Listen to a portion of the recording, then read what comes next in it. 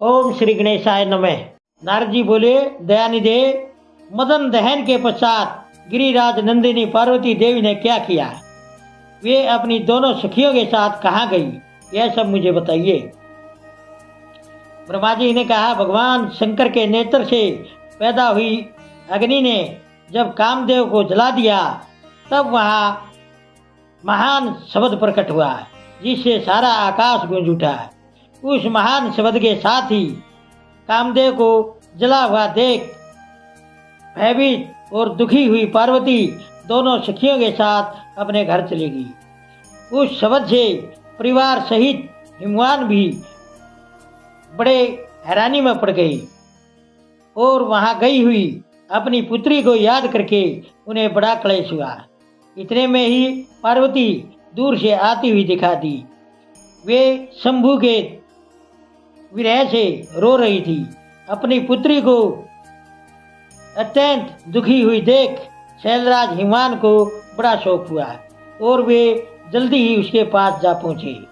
वे फिर हाथ से उसकी दोनों आंखें पोंछकर बोले, शिवे डरो मत, रो मत। ऐसा कहकर हिमवान ने बहुत दुखी हुई पार्वती को जल्दी ही गोद में उठा लिया और उसे सांत्वना देते हुए वे अपने घर ले आई। कामदेव को जलाने के बाद महादेव जी अदृश्य हो गए थे। अतः उनके विरह से पार्वती बहुत दुखी हो उठी थी। उन्हें कहीं भी सुख नहीं मिलता था। पिता के घर जाकर जब वे अपनी माता से मिली, उस समय पार्वती शिवा ने अपना नया जन्म हुआ माना। वे सदा महादेव जी की हरेक चेष्टा को याद करती थी। इस प्रकार पार्वती भगवान शिव के विरह से मन ही मन अत्यंत क्लेश का अनुभव करती और मामूली सा भी सुख नहीं पाती थी। वे सदा शिव शिव का जप किया करती थी। शरीर से पिता के घर में रहकर भी वे मन से भगवान शंकर के पास पहुंची रहती थी। शिवा शोक मगन हो लगातार बेहोश हो जाती थी।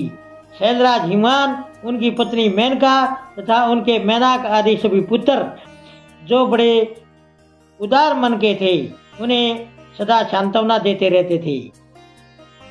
वे भगवान शंकर को भूल न सकी।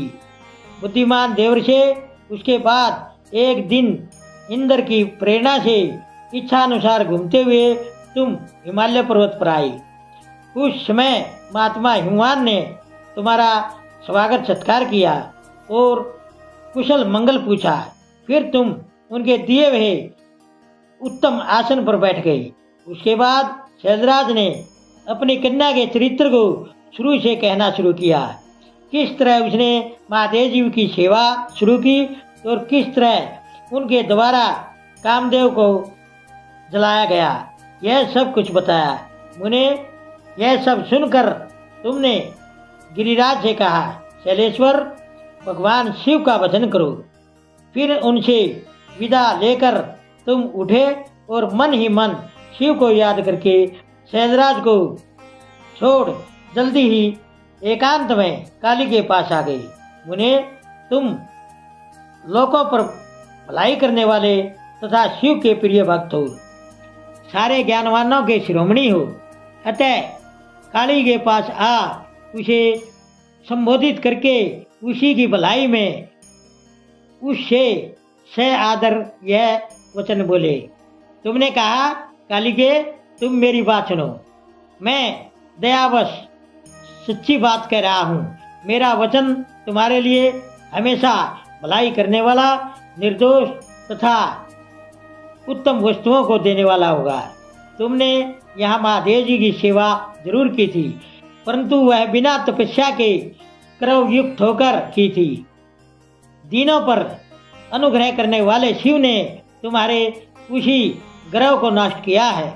शिवे, तुम्हारे स्वामी महेश्वर महायोगी हैं। उन्होंने केवल कामदेव को जलाकर जो तुम्हें सकुशल छोड़ दिया है, उसमें यही कारण है कि वे भगवान भक्तों के दीन रहने वाले हैं। अतः तुम उत्तम तपस्या में महेश्वर की आराधना करो। तपस्या से तुम्हारा संस्कार हो जाने पर रुद्रदेव तुम्हें अपनी सहधर्मिणी बनाएंगे और तुम भी कभी उन कल्याणकारी शंभू का त्याग नहीं करोगी। देवी, तुम शिव को अपनाने की कोशिश करो। शिव के सिवा दूसरे किसी को अपना पति स्वीकार मत करना। ब्रह्मा जी कहते हैं, मुने, तुम्हारी यह बात सुनकर गिरिराज कुमारी काली कुछ उत्साहित हो तुमसे हाथ जोड़ खुशी खुशी बोली। शिवा ने कहा, प्रभु, आप सर्वज्ञ तथा जगत का उपकार करने वाले हैं।